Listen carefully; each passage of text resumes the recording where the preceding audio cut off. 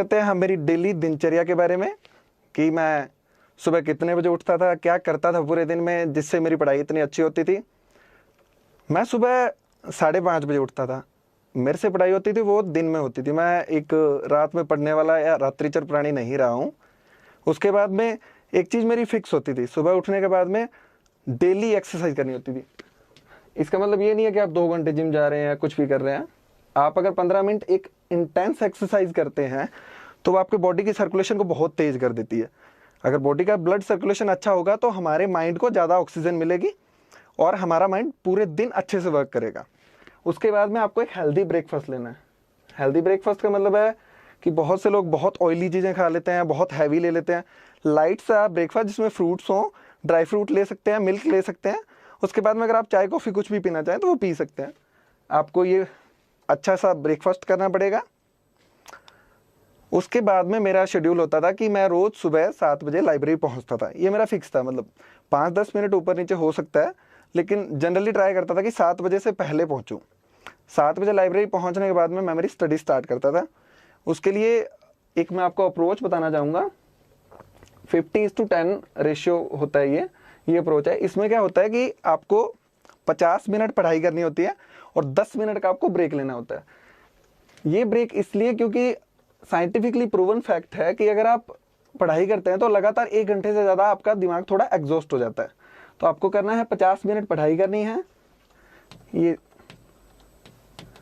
Study, और ये आपका ब्रेक हो जाएगा।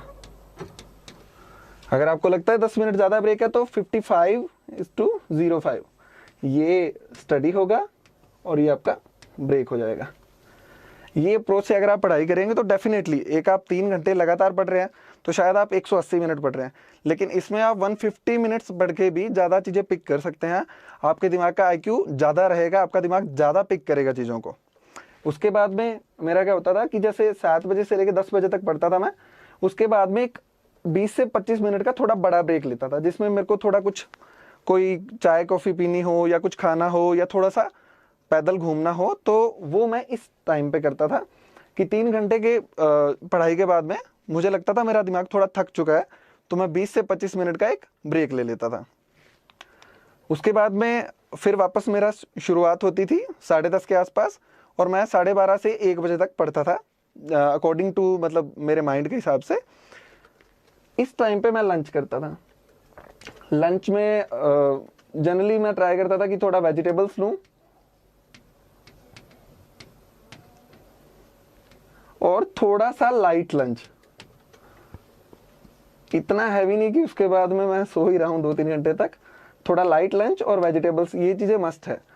और लंच करने के बाद में ये तो फिक्स था, लंच के बाद में मैं 45 से 1 मिनट के लिए रेस्ट करता ही करता था। ऐसा नहीं है कि लंच करने के इंस्टेंटली सो गया, थोड़ी देर कुछ न्यूज़पेपर वगैरह पढ़ लिया, उसके बाद में 1 घंटे के लिए रेस्ट करता था, या कोई आर्टिकल देख लिया वेबसाइट पे कोई, या फिर ऑनलाइन कुछ नेट पे आर्टिकल देख लिया। उसके बाद में 1 घंटे रेस्ट करके और फिर मैं यही होता था कि मैं कॉफ़ी पीता था और लाइब्रेरी जाता था।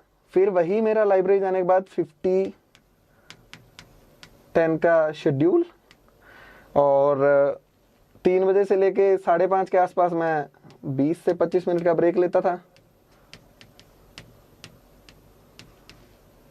और ये शेड्यूल रहता था मेरा 8 से 8:30 बजे तक, यानी 5 से 5.5 घंटे तक पढ़ाई करता था शाम को मैं, और इतनी पढ़ाई सुबह दिन में करता था।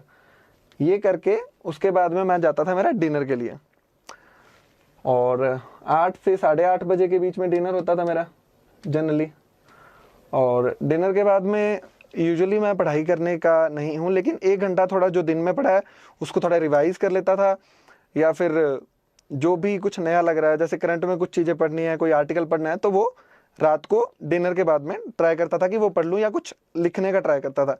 और उसके बाद में रात को 11:30 बजे मेरा फिक्स होता था कि मुझे सोना है। ट्राई करता था कि इसमें फ्लक्चुएशन ना हो, क्योंकि अगर आप सोएंगे नहीं तो सुबह उठ नहीं पाएंगे 5:30 पे, तो इसमें ±15 हो जाता था कि कई बार 15 मिनट पहले सो जाता था, कई बार 15 मिनट बाद में सोता था। तो ये मेरी डेली की रूटीन रहता था, डेली की दिनचर्या रहती थी। पढ़ाई कैसे करनी है, कैसे कंटेंट यूज़ किए थे मैंने, कौन कौन से रिसोर्सेज का सहारा लिया था, वो सब नेक्स्ट वीडियो में मैं बताऊंगा। तो लास्ट में नोट 2-3 चीज़ें हैं जो मैं बताना चाहता हूँ आपको। सबसे ज़रूरी चीज़ रेगुलर एक्सरसाइज। आप कुछ भी कर सकते हैं एक्सरसाइज में। आप एक कार्डियो सेशन कर सकते हैं, आप मेडिटेशन कर सकते हैं,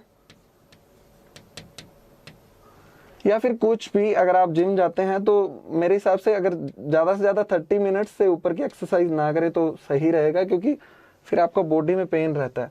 और उसके अलावा एक हेल्दी डाइट।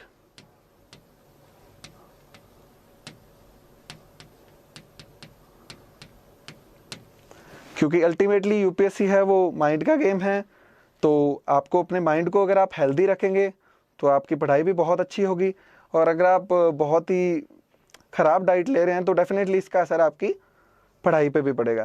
तो 2 चीज़ें सबसे ज़रूरी है, पढ़ाई तो करनी ही करनी है, उसके अलावा एक आपको रेगुलर एक्सरसाइज करनी है और एक हेल्दी डाइट आपको रखनी है।